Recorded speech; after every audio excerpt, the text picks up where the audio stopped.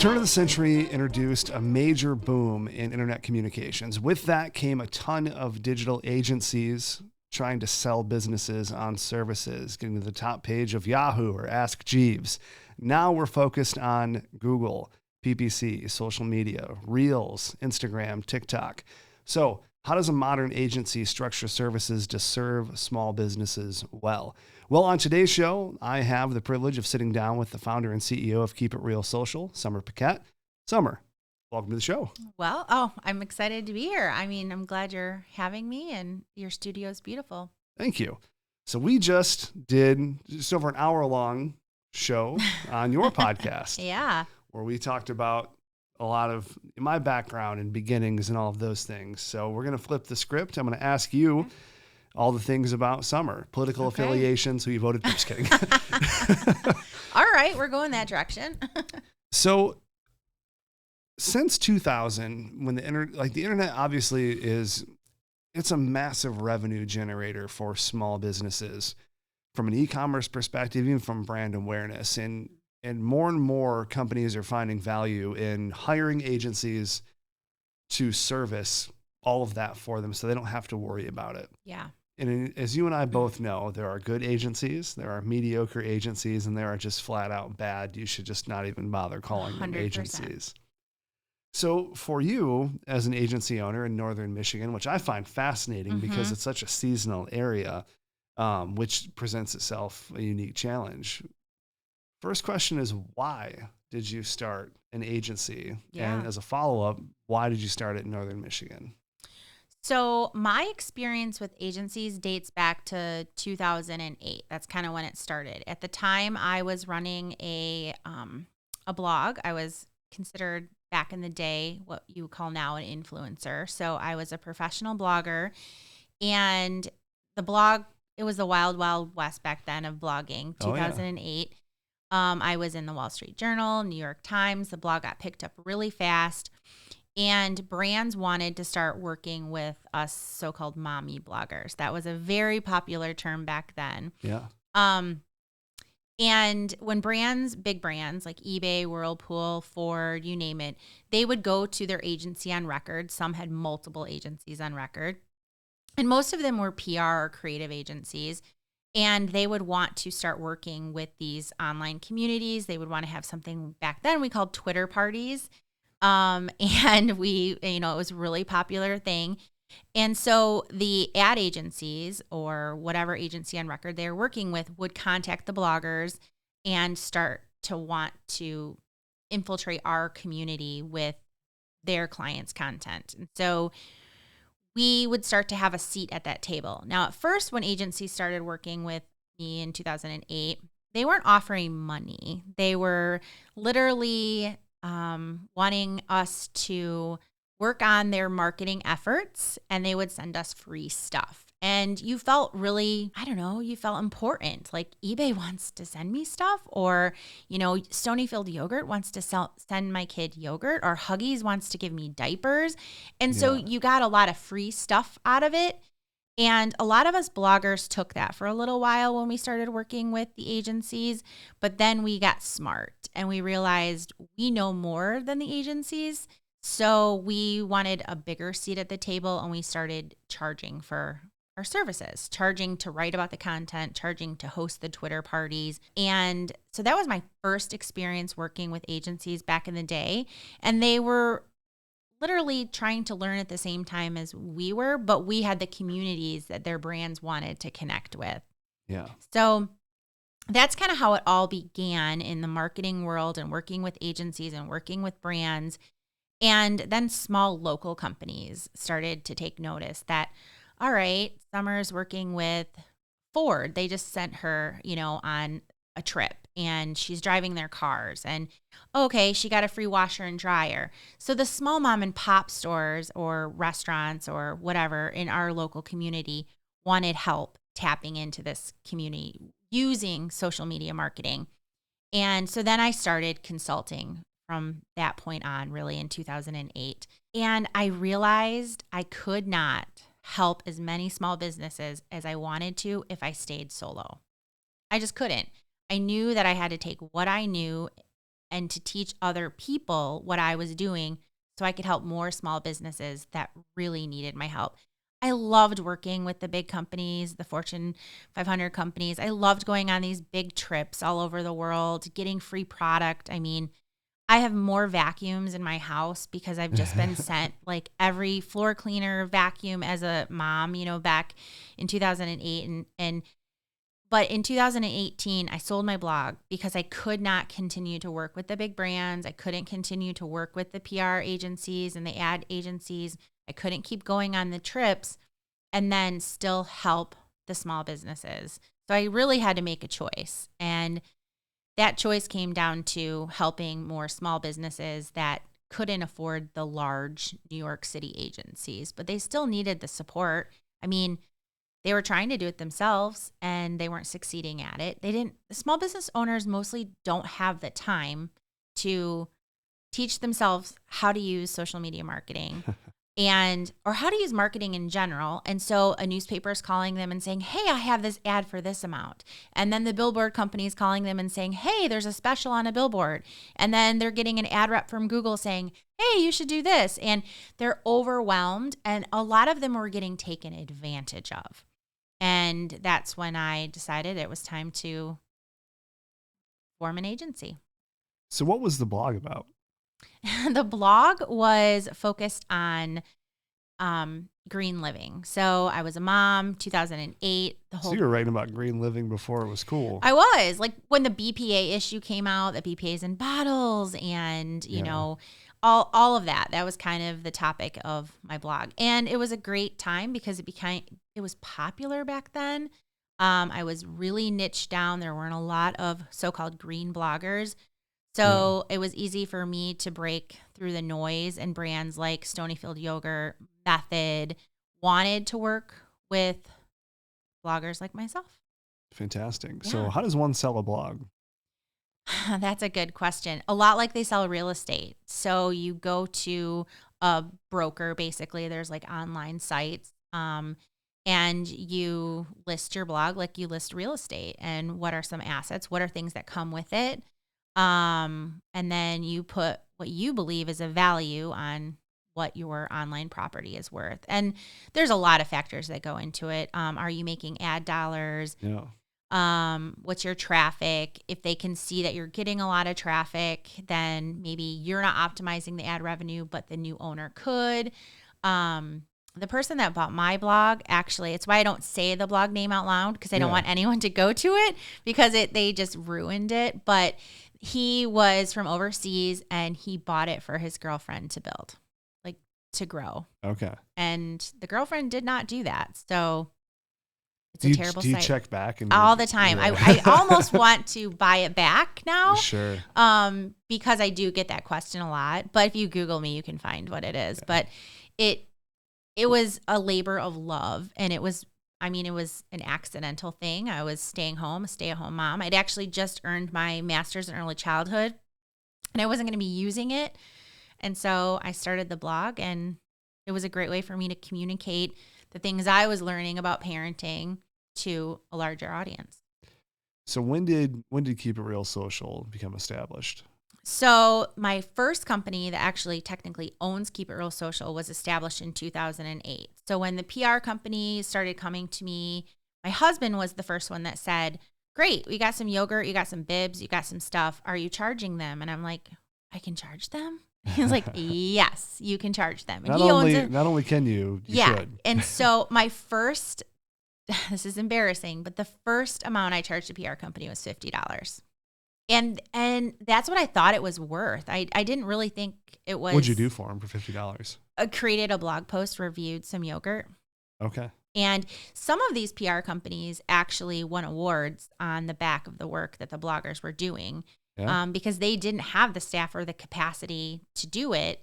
And now you see ad agencies have full creative departments. You see digital media strategists, which totally didn't exist back in the day. Some of these ad agencies weren't even online using the platforms that they wanted to have used for their clients. Right. So that was pretty fascinating when you really think about it, that we were doing things that agencies themselves were not even doing. What do you think was the biggest transitionary time between 2008 and 2023 in terms of our industry making the biggest shift? Or when did you feel like, all right, we're entering into another era for digital marketing? Sure. Well, I don't think I completely answered your last question. So when I started my first company in 2008, Oh, right. yes, but this has to do with this question that you're asking. In 2008, I started the first company. Then in 2018, when I sold the blog and started the agency, I started sister company, Keep It Real Social. And that's when I started to see the shift is in that 2018 time Yeah. when Facebook ads were becoming more pay to play. Reach wasn't going as far with the organic posts. Yeah. And you had a huge shift of content creation and the visuals. So, it was one thing you could put up a photo and you could have some text for a caption, but in 2018, Canva became a big thing, right? Making pretty graphics and using nice photography. Before it was just using your cell phone, even though I'm totally a huge proponent of that still. It just became more important. And so it was really 2018 I started to see the big shift when I started the agency. Yeah.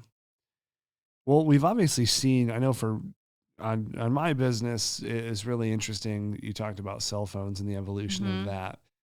With Apple's latest release for the iPhone 15 Pro, there's so much more that you can do from a videography perspective than you could do even a year ago. And a big question that I get a lot from clients is, am I ever going to see you guys showing up to film shoots with iPhones instead of, mirrorless cameras or cinema cameras? And the answer is probably no. Mm-hmm. I mean, I've used this before, like if we're doing like fast stuff or like if I'm in like a car, like that makes sense for a little auxiliary B-roll footage, but things are changing so much with technology, AI, Photoshop's adopting AI. Yep. How has that changed how you operate with clients now compared to what you were doing 5 years ago when you started? Well, I mean, I look back at when this was probably 2013, 14, 15, and I was working with the Shackley Corporation and traveling back and forth to California. Our phone was a BlackBerry. Like, you couldn't take pictures, right, with your BlackBerry. So you had to have the camera. You needed the film crew. You needed those things behind you because your BlackBerry could not do it. Right. You had the little flip video cameras. And I mean, you had really archaic stuff. And so now looking, at 2018, even the evolution of the iPhone, everything takes better photos. You can do more with it. I think the big difference between our two agencies is you definitely lean more on that production side than we have. We usually outsource the production side, but we tell our clients that your iPhone can do a lot and we can teach you how to use that so you can also send us photos on the fly and content, because a lot of clients get hung up on, oh, I can't create it, or I don't have that $5,000 camera. And so we try to encourage them that they can help us help them, because the technology has come a long ways. We could not do that, 5 years ago. Yeah, not only that, but some of the most viewed videos online are shot from Samsung, iPhone, Google. Absolutely. It's not necessarily from, a Red Dragon or a, Sony 4. It's all from the iPhone. Yeah. And content from a social media perspective, I think the whole goal of it, at least when I look at social media, is personality, credibility. Can someone believe what you're saying enough to follow you? Totally. And you don't need a $50,000 cinema camera to capture that. From a commercial perspective, it's absolutely nice, no doubt. Yeah, there's a big difference between if you're creating commercial type content and social media content, or if you're creating commercial type content and you want to have social media legs, right? And you want to break that up to, put that content online. For sure. I mean, you can do a lot more with it if you have somebody editing and doing stuff with your B-roll and everything. Most of the clients don't have the budget for that. It's maybe our wish list, but they don't have the budget, or they want it and then we quote it out and they're like, okay, I'll just upgrade my iPhone, right? So I think it just depends on what level of client you're working with too. So when you went from the first company you started in 2008 to opening the sister company in 2018, did you have any employees from day one when you started, or was it just Sommer? Just Sommer in 2018. So I literally was working full time as a marketing director for another company and loved it, but was still moonlighting with my other company. I had a lot of little clients that I was helping. My boss at the time kept giving me very generous raises, thinking that I needed that so that I wouldn't have to work. I wasn't working the moonlighting and doing that because I needed the money. It's because I really loved the marketing. Yeah. And I loved seeing that if we did something on social media for a client, they would call and say, "Oh my gosh, that product sold out," or "that was so successful." And it kind of gave me a little high. Like I just absolutely loved that I was really helping a small business. So I had a client that came to me with a very, very large 1 year contract. And that was the moment I'm like, I can't do this 1 year contract and all these little side gigs and still keep my marketing job. So Yeah. that was the moment that I had to make the decision. Felt you could jump. Yeah. Was there a lot of fear in that decision? Oh my God, I was petrified. Yeah. I was absolutely petrified because I had a steady income. Who wouldn't like a steady income? I mean, I knew every week what I was getting paid. I had small children. They were flexible. They were great. But I knew I wanted to help more companies. And if I stayed on as a marketing director, I was only helping that one company, and then I could take on a little retail store here and a pizza shop here. But that was going to be about my limit. So yeah, it was just me, but I made a goal in my first year that, I was going to hire, and I did. I tried going mostly the contractor route the first 6 months. Didn't work. I knew I needed an employee. Like that was a big thing for me. So one thing that I've always found interesting is, to me, the distance between going from a solopreneur to hiring your first employee is a much bigger delta than going from one employee to 5 employees. It's a much bigger gap Yeah. because I think when you hire that first employee, there's a lot of unknowns. Like, Yeah. how am I going to structure the company to pay for this person? And then once you do it once, it's much easier to replicate Mhm. that. So what was your process like when you were gearing up to being like, all right, well, now I can afford bringing Yeah. somebody on board? So it took me a year, and my first hire was actually my sister, which is kind of interesting. But she had a very steady job at the county. She was a probation officer, and she'd been in her industry for 17 years. And I knew she needed out. I knew she needed a career change. I knew she had all the skills and the work ethic that I needed. Yeah. I'd already had her freelance for me when I was a blogger. So she was already doing stuff that I knew she was capable of doing. So when I hit a certain threshold of monthly retainers, I believe it was when I came to like the $20,000 mark in retainers a month. Yeah. I was like, okay, I can afford to give some of this away for a salary. I use the Mike Michalowicz process of profit first. So I knew I could still pay myself. Yeah. I could run my company, and then I had this extra money that I could afford to pay an employee and pay them well enough to leave the job they'd been at for 17 years. Yeah. And that was a huge moment when I realized I could do that. So I don't know where that number came from, but I said, when I get to the 20,000 mark a month, or I remember, that being a pivotal moment for me. I was like, I can do that. But I use that method of, I knew I could pay myself, because my husband's first words to me when I was going to leave my job is, this can't be a hobby. Like, you have to make money doing this. Yeah. And I thought, okay, I'd had hobby businesses in the past, right? And the blog was kind of a hobby business. I made money, but the money was fun money. It wasn't really, supporting and paying the bills. And we had things we wanted to do, vacations we wanted to take, kids we have to send to college. So, Yeah. he's like, you can't just play. Like, this has got to make money. And so I took that very, very seriously. You mentioned the $20,000 mark in retainer, and that's a $250,000 business that you started within, would you say, a year? Yeah, our numbers grew quick.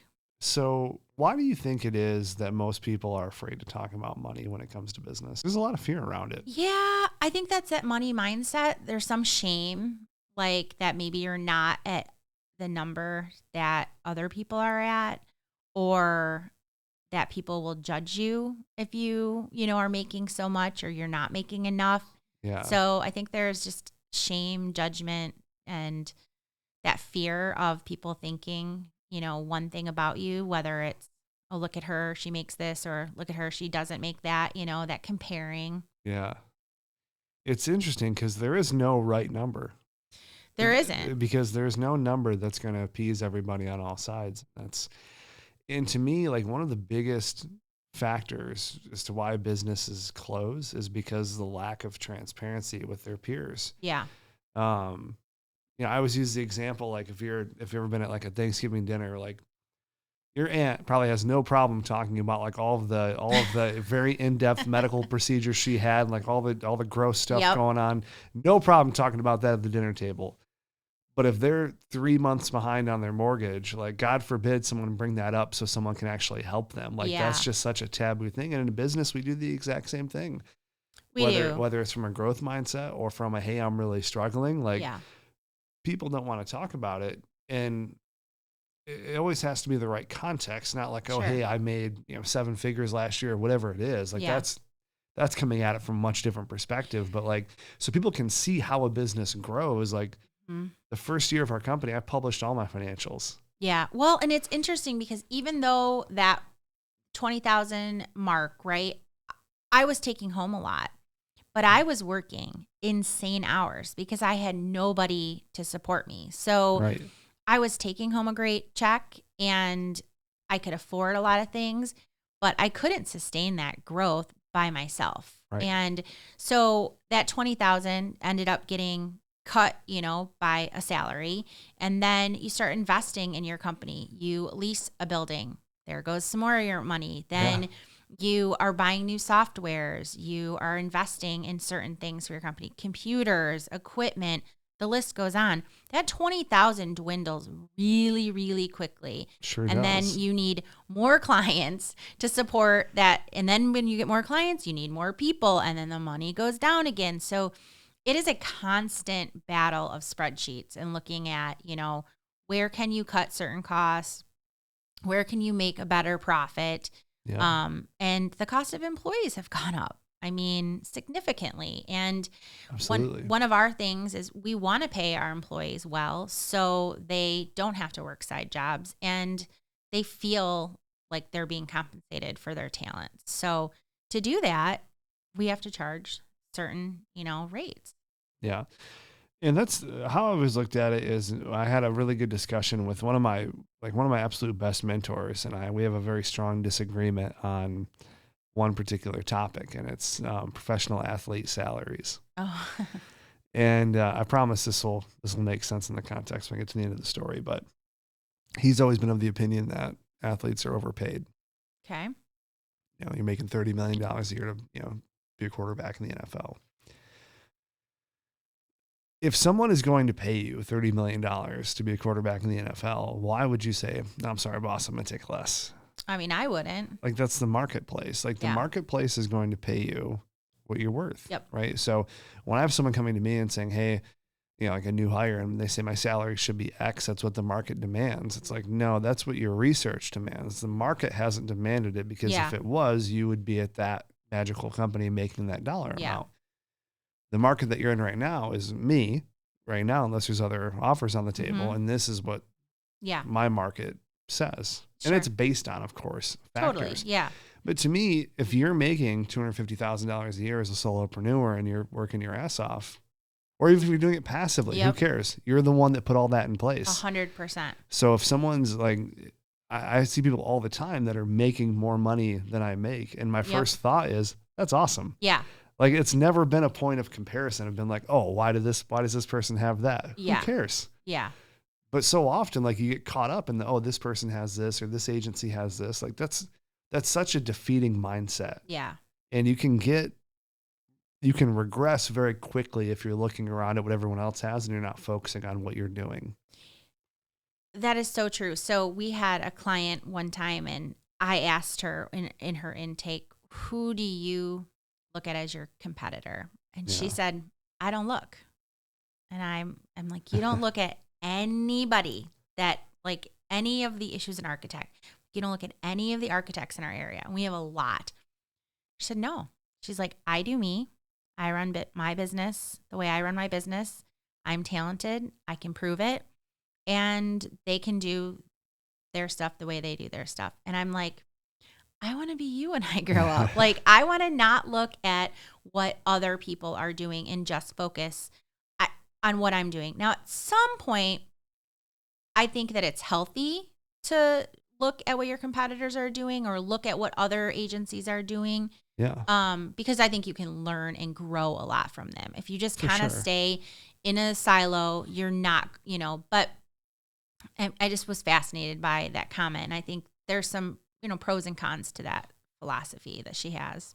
Absolutely. So in the last 6 years, have you looked at competitors differently? Do you look at competitors differently now than you did 6 years ago? 6 years ago, there weren't competitors in my area. So, I Okay. mean, So you were the first established agency in that area, yes, I was the like first. non-freelancer, Yeah, non-freelancer. Yeah, I was the first established agency that was actually bringing on employees and taking on retainer clients. And were there, entrepreneurs out there that just were building websites and managing social? Sure, but they were all one-man shows. Yeah. There were agencies about 90 miles from me that were pretty big, but I still didn't see them as a competitor geographically, right? Sure. Now I think that that's grown a lot more. I also don't think there has to be always a geographic line to agencies. I think that you can work with agencies from all over if, they're a good fit for you. And we have clients outside of Northern Michigan. The reason we're in Northern Michigan is simply because that's where our family is. I mean, my husband owns a trucking and aggregate business. He has over 50 employees. We aren't going anywhere anytime soon.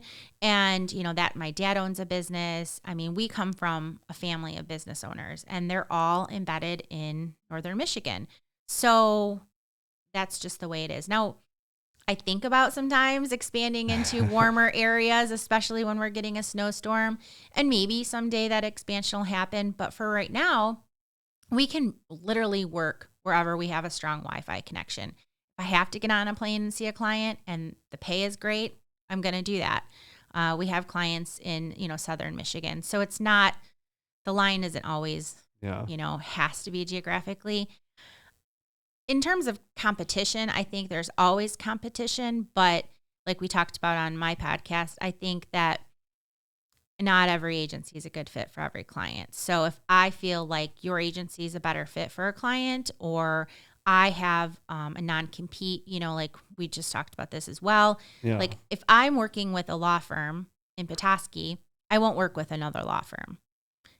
We service a local pizzeria. Not going to take on another pizzeria. Yeah. So I'm really careful with that. And so I have to refer clients to other people because I can't service every industry in my geographic region if they have competition.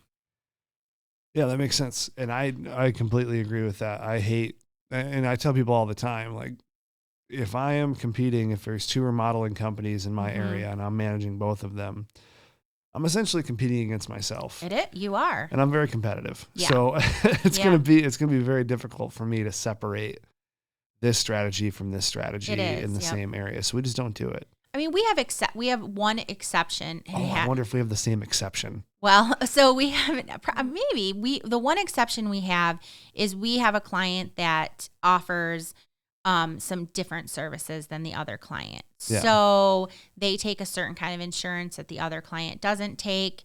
They are, more federally funded, so there's definitely a few exceptions, but we're always really honest with both clients in those situations, because if we're upfront about it, there usually is never a conflict, or they'll tell you if there's a conflict.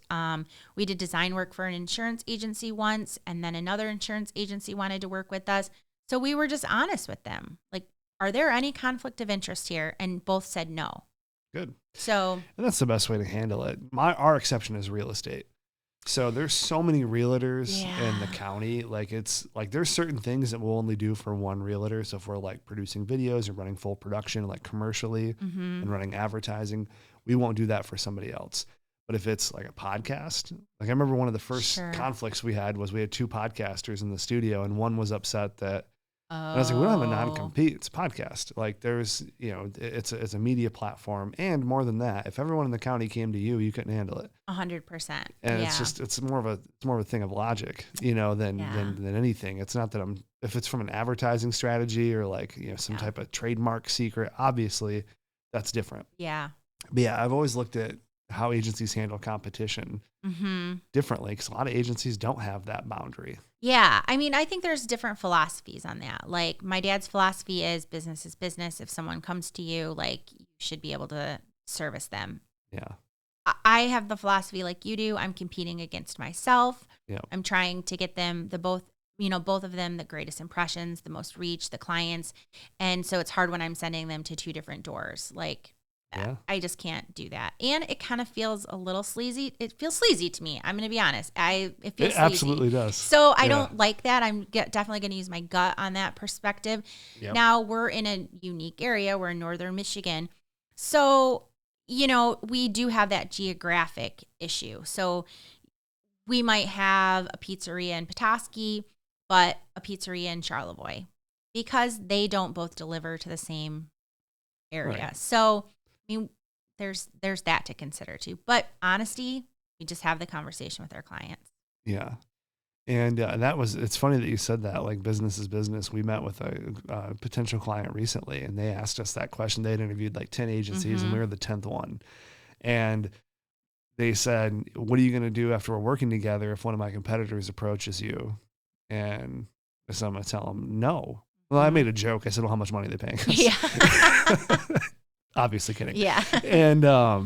And I said, we're just going to tell them no. I said, we're already working with you, have established a relationship. Like it's stupid for us to go and work with another company in your field. And he's like, out of the 10 agencies, you're the first one who said that. And I'm like, that's insane. Like it's interesting. Like these pulses I hear from other people. Yep. I do think it's sleazy. And if you're online, you disagree with me, I don't care. I don't think it's appropriate for you to be doing the same. This is important. Details matter. The same set of services for two companies that are in competing industries. Yeah. Now, we might have a podcast for one company and advertising for another, two completely different execution points that we're doing. Fine. Yep. But if you're doing the exact same stack of services for competitors in the same area, it'd be a really, really big challenge for you to tell me how you're going to do those strategies differently. Yep. And it is hard. What our two clients that, are similar and their content is a little similar, but they service different people. So, but it's still a fine line. And that's where it comes into having that conversation with the client and with the account managers and having transparency. Yep. So if everyone's on the same page, that's a different story. Absolutely. Yeah. If everyone, and that's the thing too, if there's gray areas, like, do you practice law in this county? Just ask. Just ask. It's not a big deal. Well, and you don't want to take money out of the hands of your client either, because that's how they're paying you. And if your mission is to help your clients grow with their marketing, how can you do that if you're helping another client or another competitor do that? Exactly. So let's get back to Keep It Real. So what was your overall vision with the company, or what is your current vision with the company in terms of where you want to go with it? So my goal is always to be able to help as many small businesses with honest, ethical, good marketing. Like I just have had so many terrible stories come my way from clients who've been taken advantage of, overcharged, told that they were going to have Google Business posted on, and then we go and we don't see photos, no photos have been uploaded. There's been no posts, but they've just been paying blindly for services. So really to have our clients, have marketing that they can trust with people they can trust. And I'd like to, of course, add to my team. We're very conscious now, as we've been in business since 2018. We say no to work. I don't take on work unless I feel like my team is ready for it. We have a wait list because I want to be selective about who we bring on. And we have had situations where we have been really busy and we have onboarded a lot. And the stress that that puts on the team is pretty substantial. And I don't want that stress to leave somebody, frustrated and leaving. So I'm a little bit more slow at my growth than I was when I first started. When I first started, I would take on everything. I would work the 80, 90 hours. I would tax the team a little bit more. They would be a little more stressed out. I don't know if it's my age, but I'm a little more chilled on, yes, I can see that bump in revenue, that 5, 10,000 if I take on these, proposals. But I'm a little bit more deliberate and slow with it now with the growth. Yeah. So yes, I do want to grow. I want to add more account managers. I want to help more small businesses, but we're just being more strategic now. And I would love to add, real estate to the portfolio where the agency actually owns something a building that we're in, so I can do with it what I see fit for the agency. So if I need more offices or I need more creative space, I can break down the walls if I need to. And that's hard if you don't own a building. It is. I found that asking for forgiveness rather than permission is the proper Sorry, course. Poof, there's a wall. It's gone. What happened with this place? Yeah. As they came in, they're like, wow, we know you're putting glass there. It's like, yeah, there it is. Surprise. Look at that. Yep. Yeah. I mean, but it is challenging. But all of these things just take time. And I used to be a lot more impatient and I wanted it to go faster. And now it's just a little bit more slow and strategic. And I'm not as big of a risk taker. I probably could have grown faster or would grow faster if I took more risks, but definitely always looking at those spreadsheets saying, can I do this? Yeah. Well, plus too, and one thing I've learned is fast growth is not the end all be all when it comes to goals. So you mentioned the wait list. How do you handle a wait list? So someone calls you right now and says, hey, Summer, I heard you guys are gangbusters. Best agency in Petoskey. I need your help. And you're like, we're capped. So how do you handle that conversation? We get that a lot. We get it more often than, it. First off, when I have a wait list, it's usually a telltale sign that I need to hire again. Yep. And I need to raise my prices. Yeah. So when we had a wait list start, the first thing I did was I raised my prices.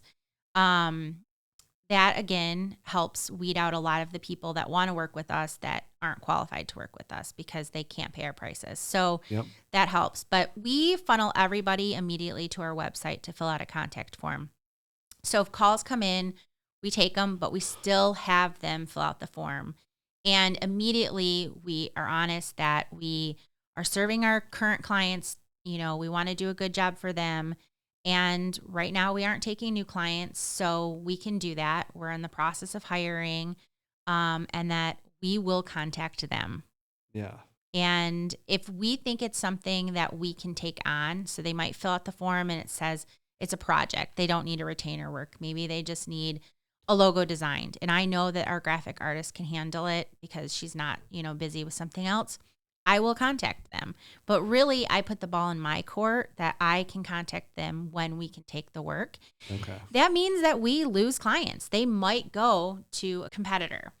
That might mean they internally hire, or they just have to wait for us. And if they wait for us and we contact them back and they're ready for us, great, it's meant to be. If not, it's not meant to be. And there's a lot of other business out there. I'm not going to lie. It definitely, seeing the list, I see dollar signs and say, holy cow, that is all money that I could be making. But I think, okay, if I put one more account on that person, she's going to leave. Or if I take on this client, then I can't take that vacation. Yeah. So I'm always the pros and the cons, and how much is that yes or no going to cost me? Right. Yeah. It's such a difficult concept for me, the waiting list idea. I get it. Everything that you're saying makes complete sense. You do not have a wait list? No. We'll table people. We'll table web projects, especially if we have 5 that are coming in, we'll slate them over the next few months. but we'll sign, onboard, collect assets, Yeah. and stage. And then with creative, we'll take them in, and then our next onboarding slot that's open, we'll sign them, stage them, and put Got them it. in. And then fully trust that within that time, if we feel like our bandwidth is capped, we'll make a hire in that process. Wow. But how do you hire? I'm going to flip the script a little bit. How do you hire and train fast enough for that? it depends. Thankfully, we're in a pretty good position where we have some players that we can acquire from other places. Yeah. If we needed to. Got it. One of our recent creative strategists that we hired was at another place. Okay. Marketing director there. So you kind of have people in your back pocket that you're ready to pull if you need to. Yep. And the other thing too that's nice about where I'm at in my position right now is I can sub in and step in and fill the void if I need to until that person's up to speed. So it's just it's trying to be very agile in the process, which I'm pretty sure if you polled everyone and they said, "Hey, Rob, should you do a wait list?" I'm sure everyone's gonna be like, "Hey, that sounds better."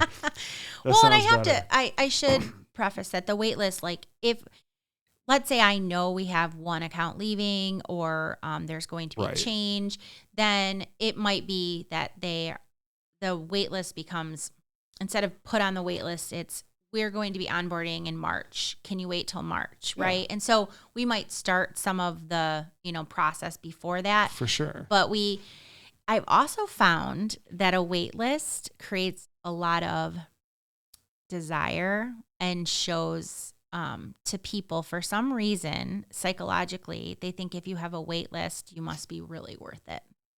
No. So that they will wait because they're like, wow, they're good enough that they have a wait list. Yeah. So there's that's not why I do it. There are times we haven't had a wait list, but. Yeah, I definitely see, I see both sides of it. And largely it's going to be up to what works best for your agency and your people. Like it'd be very ridiculous for me to tell you, "Oh, Summer, you should never have a wait list." Well, like it's not my 100%, agency. Yeah. But the fact that you can be agile with that right now and you can jump in is a great testament to how you've built the agency for yourself. Like that's my goal ultimately is I struggle because I love to manage accounts too. I can batch content and do it in my sleep. I'm fast at it. I'm efficient at it. I'm good at it. I'm super creative. I love the client touch. I have certain clients I love. So I haven't given that up. So what ends up happening is that wait list, I'm like, I really want to work with that client. So I'll take them and then I'll be managing 10 accounts plus running the business plus, you know what I mean? And that's kind of in the position I've personally put myself in because I didn't want that wait list. Right. And I've had to, kind of take a step back and say, Summer, you can't do it all just because these 5 people can't handle the accounts. Neither can you. But I struggle because I love creating the content. Yeah. I mean, do you think that's something that you always want to do? I think I will always have clients that I have a touch with, like that I am creating. I love that. My favorite part of running an agency is I actually really like the sales. I like making it rain. Me too. Mm-hmm. That's why I don't hire a salesperson. Yeah. Yep. I like going out and pitching. I can sell my company better than anyone else. And I like meeting with the client. I like hearing their stories. I like selling them on this is how we can solve it for you. If we can't solve it, I can tell you who can solve it. Yeah. I love being the problem solver, the fixer. I don't know if it's the mom in me. I don't know what it is, but I love that. And like I say, I love making it rain. So, that's my favorite part.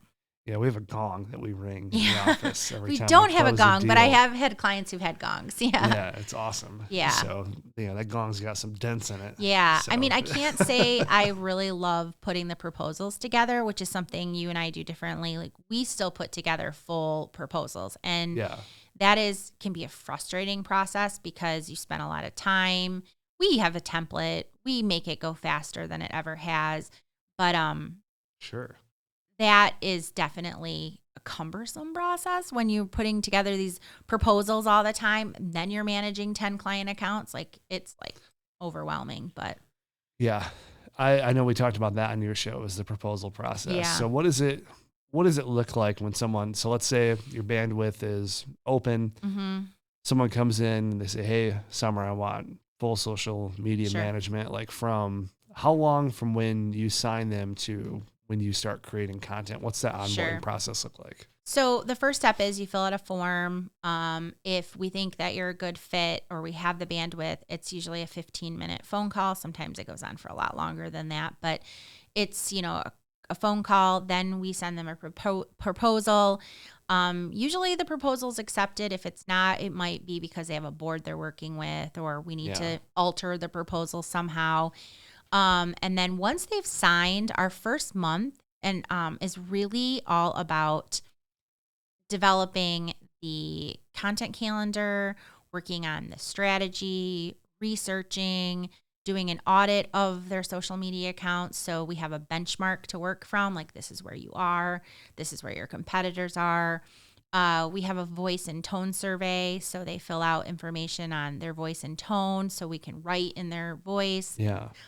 Getting connected to all of their accounts. Sometimes they don't know passwords. That's fun. They didn't know that their brother's cousin's uncle is created this account, and they don't know what Facebook ad manager is. I mean, it can take weeks to do.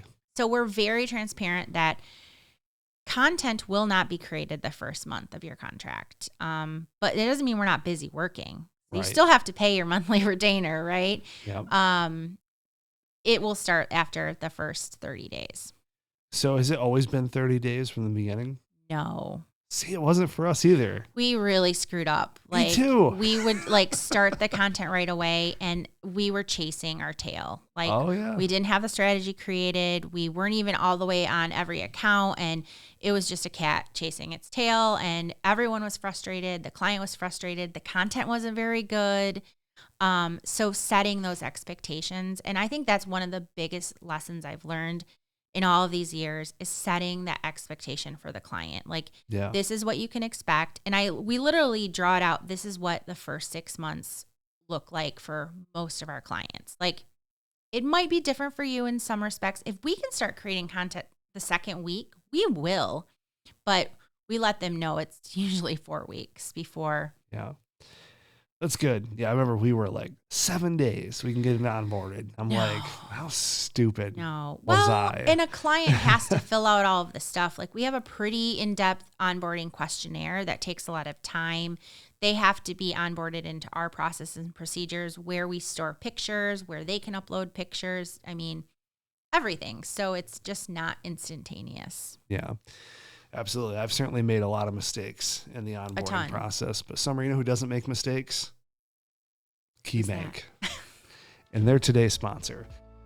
So you like that, Grant? That was smooth. Not enough O's in the word smooth. Thank you very much. So KeyBank, obviously a tremendous partner of Theory of Why, key.com for all of your needs. They do a small business assessment, which will be linked in the show notes of the podcast. Just a fantastic group of people.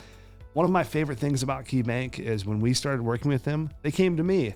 They came and sat down actually at this very table and talked about our business and goals. And it was very personal. It was the first time someone had ever done that. So from there on out, we've just had a fabulous relationship with KeyBank, and we are glad that they are sponsoring the show. So Summer, it is 2024. Yeah. So when I don't know if you're like me, but at the end of the year, what I do is I'm very habitual between Christmas and New Year's. So between that period, what I do is I always rewrite all of my calendar invites, all my weekly meetings, all my leadership meetings, everything that I do. I even if they're going to stay at the same date and time, I'll have them all run out on the 31st, and then I'll restart them all the first of the year. That way I can rewrite the notes or the structure or whatever. And then I look at goals and planning for the next year. And a lot of that starts in October, but really I finalize it at the end of the year. So how do you plan for growth? And as a part two, what do you do? Or what are some of your goals for this year that you're looking to hit? Sure. So this last year I took Q4 and I actually took a long vacation. And that was a chance for me to do some personal goals and reflections. And I think that really should help drive your business as a small business owner. What do you personally want out of it? Because you're taking the risks. Like you this is your blood, sweat, and tears, and your team's, obviously joining in, and now it's their blood, sweat, and tears, but going to the core and thinking, what do I want? And so that's where I went with it quarter for the 23. Where do I personally want to go in 24? That's going to help me love this business even more and give back to my team even more. And so I did more personal reflection this time than I've, kind of done in the past.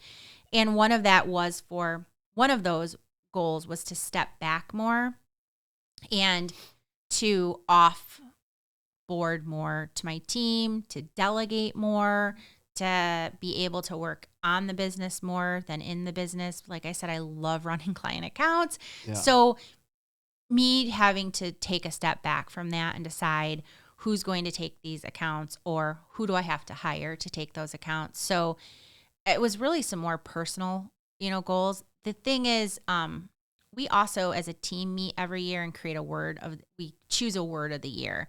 So we don't necessarily set goals, but we set our intentions for the year. Our intentions for 2024 were to get even better at storytelling. I feel like social media is so busy. There's so much content. There's so much noise that we wanted to rein it in more as an agency and for our clients and for ourselves and tell more of that story of why our clients do what they do, what's important to them, how they're best serving their ideal client, and kind of get back to the core of storytelling in 2024. So that's a big goal for our agency. Not that we were never doing it before, because we certainly were, but to be even more intentional on storytelling and make every piece of content just more motivational, pivotal, meaningful, not just put content out for content. Yeah. So we kind of took a different path, for goals and planning this year. And I started with being more intentional personally and then involving the team on what they think we need to do. Of course, I have revenue goals in the back of my head and I'm looking at spreadsheets and, there's things, that I want to buy and do and invest in, but I wanted to take it really back into that personal realm this year. Okay. So I have enjoyed the morning. We've obviously spent almost the last 3 hours podcasting, which has been awesome. And I feel like we could do another 3 hours. I know. No, are you ready, Grant? Let's do a tour. He's always. I'm here all day. I got this. He's here till 4:30. So, I want to end with some rapid fire questions. Uh-oh. Now, the only rule that you have to follow is you have less than 10 seconds to answer. I'm not good at that. That's okay. Okay. We're going to figure it out. I'm not going to ask any hardball questions. First one, Republican or Democrat? No, I'm just kidding. So in the middle. So yeah, you have less than 10 seconds. You ready to play? Sure. All right. First one's going to be a layup. Favorite movie? When Harry Met Sally. Favorite book? Little Women. Wow. Two things. I'm surprised. I know both of those things. Google Sheets, Microsoft Excel. Google Sheets. Right? Why Google Sheets over Excel? Because Microsoft is so... Yeah, I just Google Sheets. Right. It's way easier. Yeah. It's way easier. What social media scheduler do you use? Social Pilot. Do you play around in Google Analytics at all? Every day. What's your favorite measurement on Google Analytics that you look at the most? Where people are coming from. Turkey, Syria. So that Russian traffic coming in. Yeah. Well, no, I like to see what platforms they're coming from. Oh, yeah. Not geographical. No. No, I like to see like what platforms, where is the source of traffic sources. Excellent. Hobby. I work. I don't have a hobby. Podcasting. I don't know. I'm too busy for hobbies. No. We love going out on our trails in northern Michigan side by siding. That's definitely our hobby. Favorite vacation? All inclusives. Any particular destination? Anywhere there's a good cold drink. All right, very good. That could be anywhere. Yeah. Pretty much. Yep. Excellent. So, Sommer, I very rarely find agency owners that I enjoy talking to. Oh, thanks. Just being honest, because I find a lot of them, it's very competitive. Mm-hmm. And obviously, if you and I were in the same city, we'd absolutely be competitors. Totally. Yeah. That being said, I can't remember if I said it in this show or the last one. It's all kind of running together. But I'll reiterate, there's so much business to be had. So much. In the economy. Like, there's no way, like, there's room for at least in this county that we're in, there's at least room for another 3 agencies comfortably. Absolutely. To fit in. And that's a good thing. That makes everyone better. Yep. It challenges everybody. And I like that a lot. Because if you're a monopoly, Mm-hmm. how long is that going to work out for you? Yeah. The government is largely a monopoly, right? Yep. And that sucks. Yeah. It's terrible service. Well, long wait why lines. is there a Rite Aid across from a Walgreens or 2 gas stations or Lowe's and Home Depot right across from each other? It's competition. Exactly. It makes everyone better. It gives people options. Absolutely. And also, not everyone's going to be the right fit for that particular company. Mm-hmm. So I appreciate your time coming down this morning. Thank you. An absolute blast. Yeah, it's been fun. I definitely think we could talk a lot more. So we'll have to do it again. Definitely. Anything that you want to share on your business before we wrap up? No, I'll definitely make sure that in the show notes for Small Biz Big Wins that I share a link to this podcast because I think there's a lot of crossover and some great information for both, groups of listeners. And hopefully everyone subscribes to your podcast and subscribes to mine. Appreciate it. Thank you, Thanks. Summer. All right, everyone, that's going to wrap up this week's edition of Theory of Why. I don't know why I just went to the Brighton Chamber closing, but that's what we're doing. That's where we're at. So that'll wrap up this week's episode. We'll catch you all next time. Take care.